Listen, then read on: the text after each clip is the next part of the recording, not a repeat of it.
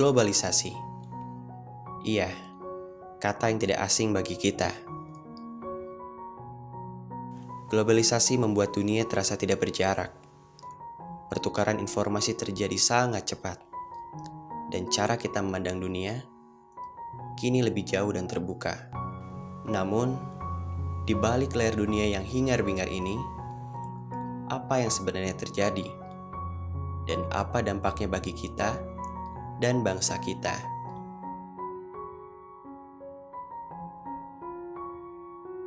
Video bullying atau perundungan yang dilakukan oleh sejumlah remaja putri di bawah umur di Cilacap, Jawa Tengah viral di media sosial. Tawuran antar warga kembali terjadi di dua lokasi. Karena diduga terlibat kasus pornografi online dan korbannya merupakan sejumlah mahasiswa. Pergeseran budaya juga mempengaruhi psikologis masyarakat. Itu hanyalah beberapa dampak negatif yang terjadi akibat globalisasi. Di samping itu, masih ada beberapa yang mungkin tidak kita sadari. Indonesia adalah negara yang besar, dengan 3 pilar utamanya, yaitu Pancasila, Undang-Undang Dasar 1945, dan Bhinneka Tunggal Ika, menjadikan Indonesia sebagai bangsa yang hebat.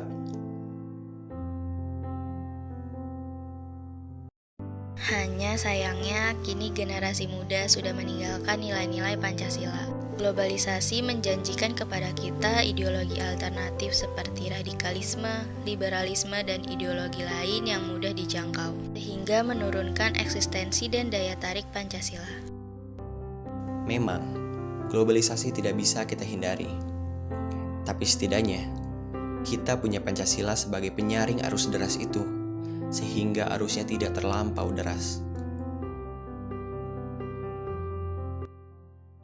Nah, menurut saya, realitas hari ini itu membuktikan bahwa Pancasila sangat relevan dalam membentengi bangsa dari gempuran ideologi-ideologi global, seperti liberalisme dan radikalisme transnasional. Sebagai generasi muda yang berada di garda terdepan, kita harus selalu memandang Pancasila itu lebih dari sekadar hafalan yang teoritis. Merujuk pada pemikiran Soekarno, bahwasannya Pancasila adalah Weltanschauung atau pandangan hidup sekaligus filosofis Grundslag atau sebuah fondasi filosofis yang digali langsung dari akar nilai asli masyarakat kita sendiri. Nah, keunggulan Pancasila itu terlihat saat kita berhadapan langsung dengan paham liberal. Ketika liberalisme menawarkan kebebasan individu tanpa batas, Pancasila menjawabnya melalui sila keempat, dengan menekankan musyawarah dan tanggung jawab yang kolektif. Nah, keunikan inilah yang membedakannya dari ideologi-ideologi lain yang ada di dunia. Jadi, Pancasila itu bukanlah penghambat modernisasi, melainkan sebagai kompas autentik yang memandu kemajuan Indonesia tanpa harus kehilangan jati dirinya. Jadi, menurut saya, video tersebut menunjukkan bahwa adanya ancaman terhadap Pancasila sekarang itu tidak lagi datang melalui perang, tetapi melalui media sosial dan juga internet yang kita gunakan setiap hari. Nah, saat ini banyak pengaruh ideologi luar yang mudah masuk melalui konten-konten digital.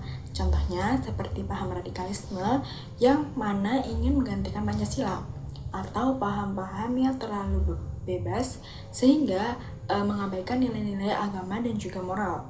Nah, menurut saya keduanya ini sama-sama tidak sesuai dengan nilai-nilai Pancasila. Nah, karena itu generasi muda seperti kita ini harus lebih bijak dan lebih kritis dalam menerima informasi yang ada. Nah, Pancasila itu juga tidak boleh hanya dihafalkan saja, tetapi harus diterapkan dalam kehidupan sehari-hari seperti menjaga toleransi, menghargai perbedaan, dan juga menggunakan media sosial dengan baik. Izinkan saya menyampaikan pandangan yang mungkin sedikit berbeda, namun tetap kritis dan argumentatif. Di video yang baru saja kita tonton menyoroti dominasi ideologi liberalisme dalam tata global, dan ini memunculkan pertanyaan penting. Apakah Pancasila mampu bersaing di panggung global, atau justru akan tergores? Pancasila justru memiliki keunggulan komparatif yang tidak dimiliki liberalisme. Liberalisme menempatkan individu sebagai pusat semesta, dan negara hanyalah pelayan kepentingan pribadi. Akibatnya, kita menyaksikan bagaimana negara-negara liberal pun bergula dengan polarisasi sosial yang parah, kesenjangan ekonomi yang menganga, dan krisis solidaritas. Pancasila, dengan sila kelimanya yaitu keadilan sosial bagi seluruh rakyat Indonesia, menawarkan paradigma berbeda, bahwa kemajuan bukan milik segelintir orang, melainkan hak semua warga negara. Ini sejalan dengan semangat gotong royong yang menjadi roh Pancasila sejak awal. Dalam konteks mata kuliah pendidikan Pancasila, kita diajarkan bahwa Pancasila adalah jalan tengah, bukan kapitalisme liberal, bukan pula sosialisme komunis. Ia adalah sintesis orisinal yang lahir dari bumi Indonesia sendiri. Dan disinilah kekuatan dan relevansinya. Nah teman-teman, setelah kita melihat video tadi, kita jadi bisa lebih menyadari bahwa perang ideologi itu tidak lagi ada di medan perang, namun ia hadir dalam susunan komentar atau percakapan-percakapan yang ada di sosial media.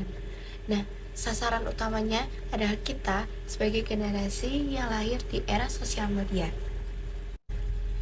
Nah, dalam pendidikan Pancasila kita mengenal yang namanya aktualisasi Pancasila.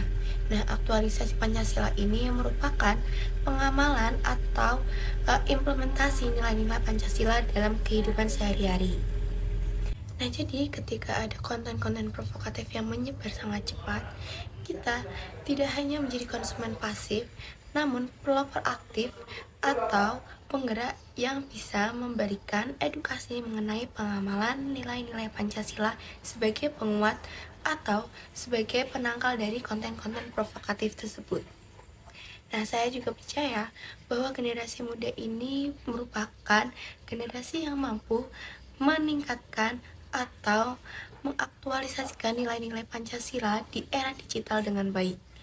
Nah, itu bukan sebagai label atau kalimat semata, namun merupakan tanggung jawab kita sebagai generasi muda Indonesia. Nah, izinkan saya menyampaikan opini saya sebagai penutup sesi diskusi kita kali ini. Pancasila itu tidak hanya relevan untuk Indonesia, tetapi juga relevan bagi dunia. Karena nilai-nilai di dalam Pancasila bersifat universal. Seperti yang kita tahu saat ini, dunia sedang mengalami krisis ideologi global seperti ideologi liberalisme, komunisme, dan juga populisme. Di mana ideologi-ideologi ini dirasa kurang efektif dan juga masih memerlukan pertimbangan lagi. Sehingga nilai-nilai di dalam Pancasila itu salah satunya nilai kemanusiaan, bahkan sudah lebih dulu daripada pendeklarasian hak asasi manusia di PBB.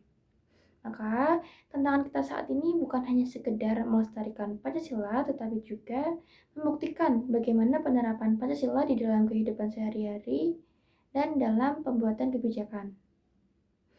Sehingga Pancasila itu adalah sebuah proyek peradaban yang belum selesai dan kita dipanggil untuk mewujudkan proyek tersebut. Demikian opini dari saya. Mohon maaf apabila ada kesalahan kata dan perbedaan opini. Sampai jumpa lagi.